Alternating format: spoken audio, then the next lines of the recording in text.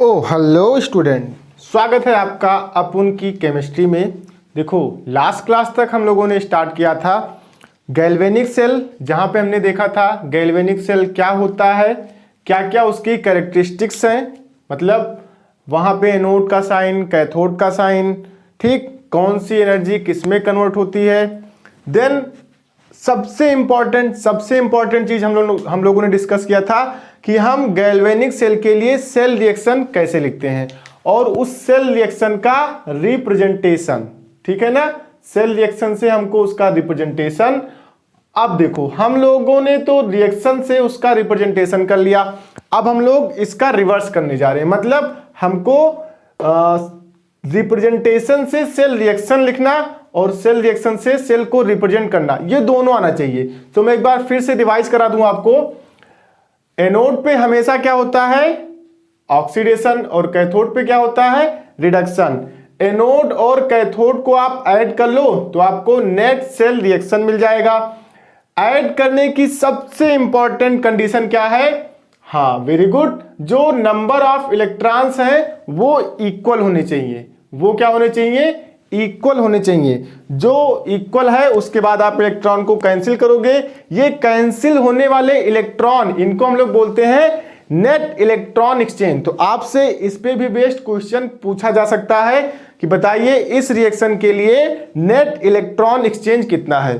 So I hope कि आप लोगों ने इस पे अच्छे से प्रैक्टिस कर लिया है।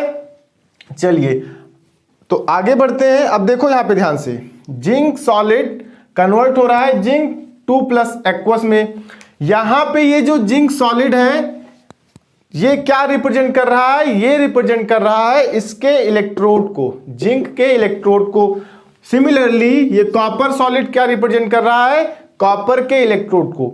अब सपोज हमारे पास कोई गैसियस एलिमेंट है या गैसियस सब्सटेंस है, तो गैसियस सब्सटेंस का हम ऑक्सीडेशन रिडक्शन तो करा सकते हैं आसानी से, पर क्या हम उस गैसियस सब्सटेंस का इलेक्ट्रोड बना सकते हैं, बिल्कुल नहीं बना सकते हैं। सो वहां पे हम क्या यूज करते हैं, वहां पे हम एक इनर्ट इलेक्ट्रोड यूज करते हैं। इनर्ट इलेक्ट्रोड जैसे कि प्लेटिनम हो गया, क्या हो गया, प्लेटिनम हो गया। चलिए इसको एग्जाम्पल के थ्रू समझते हैं। जैसे आपके पास है H2 गैस कन्वर्ट्स या oxidise into H+ aqueous salt bridge Cu2+ aqueous changes to copper solid. अब ध्यान दें यहां पे कॉपर सॉलिड है, कॉपर का इलेक्ट्रोड बन सकता है, बिल्कुल बन सकता है। यहां पे हाइड्रोजन गैस है, बताओ क्या मुझे हाइड्रोजन गैस का इलेक्ट्रोड या आप हाइड्रोजन गैस का इलेक्ट्रोड बना सकते हो, बिल्कुल नहीं बना सकते हो। तो यहां पे हम क्या यूज करेंगे, यहां पे हम प्लेटिनम यूज करेंगे। एक और इंपॉर्टेंट चीज देखो ध्यान से, यहां पे ये Cu2+ जो है ये सोल्यूशन में है, सोल्यूशन में Cu2+ किसके फॉर्म में था, वेरी गुड, CuSO4 के फॉर्म में था। तो आप ना रिएक्शन को आप इस तरह से भी लिख सकते हो, Zn सॉलिड, वही रिएक्शन जो आप लोगों ने कल डिस्कस किया था उसी को मैं लिख रहा हूं, zinc solid changes to ZnSO4 aqueous. आप Zn2+ लिखो, ZnSO4 एक्वस लिखो, कोई इशू नहीं है, बोथ आर करेक्ट। सिमिलरली ये तो हो गया एनोड का, ऐसे ही मैं कैथोड का भी रिएक्शन लिख सकता हूं। कैथोड का रिएक्शन क्या हो जाएगा, कॉपर 2+ में, यानी कि वो सोल्यूशन में है CuSO4 सॉलिड, सॉरी ये एक्वस है, ये किस में कन्वर्ट हो रहा है, Cu सॉलिड में, और क्या कर रहा है, ये 2 इलेक्ट्रॉन गेन कर रहा है। मेन चीज है ना, मैं आपको ये सिखा रहा हूं कि Zn2+ लिखा है या फिर ZnSO4 लिखा है, दोनों सही है। अब देखो यहां से नेट सेल रिएक्शन क्या आ जाएगा, इलेक्ट्रॉन्स कैंसिल। तो यहां पे कितने इलेक्ट्रॉन्स एक्सचेंज हुए, टोटल 2। याद रखना ये भी पूछा जाता है। नेट सेल रिएक्शन क्या आ जाएगा हमारा, zinc solid plus CuSO4 aqueous gives ZnSO4 aqueous plus copper solid. बोलो इतना क्लियर है। अब अब आपको इस सेल को रिप्रेजेंट करना है। क्या करना है? रिप्रेजेंट करना है। तो कैसे करोगे? बिल्कुल ये आपको ट्रिक याद रखना है, ला ब्रिज पे कार। क्या? ला ब्रिज पे कार। चलो लेके आते हैं कार को। लेफ्ट में एनोड, एनोड की रिएक्शन। सो एनोड की रिएक्शन क्या है? Zinc solid changes to zinc sulphate aqueous, या इसकी कंसंट्रेशन दी रहेगी। सॉल्ट ब्रिज, यहां पे आओ, कैथोड पे आओ, copper sulphate aqueous changes to copper solid. ठीक है ना?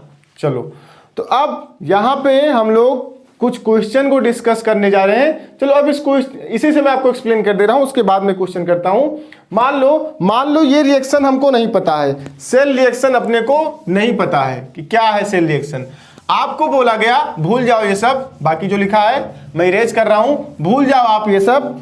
आपको बताना है इस सेल रिएक्शन, जो सेल लिखा गया उसका रिप्रेजेंटेशन किया गया है, उससे आप सेल रिएक्शन इस पे कैसे पहुंचोगे, वो बड़ा इंपॉर्टेंट है। ध्यान से देखिएगा, मिटा दूं वरना बार बार तुम लोगों का दिमाग इसी पे जाएगा। चलो मिट गया। हो गया भाई, हो गया। चलो देखो भाई, लेफ्ट में हम किसको रखते हैं? एनोड को। और राइट में किसको रखते हैं? कैथोड को।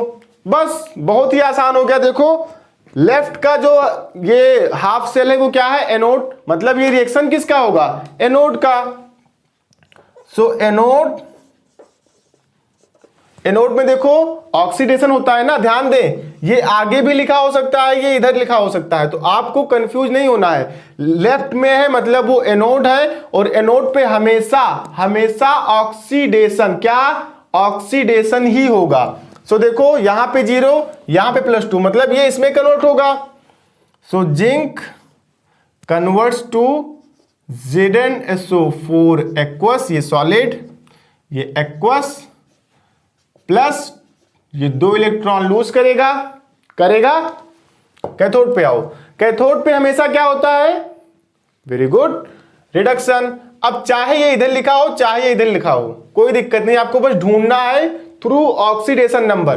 तो देखो यहां पे इसका 0, यहां पे इसका 2 प्लस 0 में जाएगा तभी तो रिडक्शन होगा, या 0 2 प्लस में जाएगा तब होगा? नहीं, 2 प्लस जब 0 में जाएगा। सो कैथोड का क्या हो जाएगा? कॉपर सल्फेट एक्वस, कितने का चेंज हो रहा है? 2 का, यानी कि ये 2 इलेक्ट्रॉन गेन करेगा और क्या बना देगा? Copper solid. देखो यहां पे नंबर ऑफ इलेक्ट्रॉन्स क्या है? सेम, कैंसिल हो गए। जो इलेक्ट्रॉन कैंसिल हुआ उसको हम लोग क्या बुलाएंगे? Net electron exchange. So add कर दो तो आपको क्या मिल जाएगा? Cell reaction zinc solid plus copper sulphate aqueous change gives ZnSO4 aqueous plus copper solid. बोलो इतना क्लियर है? इतना क्लियर हो गया अच्छे से? बहुत बढ़िया भाई, बहुत बढ़िया। चलो तो इसी पे बेस्ड आज हम सिर्फ क्वेश्चन डिस्कस करने जा रहे हैं। मतलब एक सेल से आपको सेल रिएक्शन लिखना और सेल रिएक्शन से आपको सेल लिखना आना चाहिए, उसी का सिर्फ क्वेश्चन डिस्कस करेंगे आज।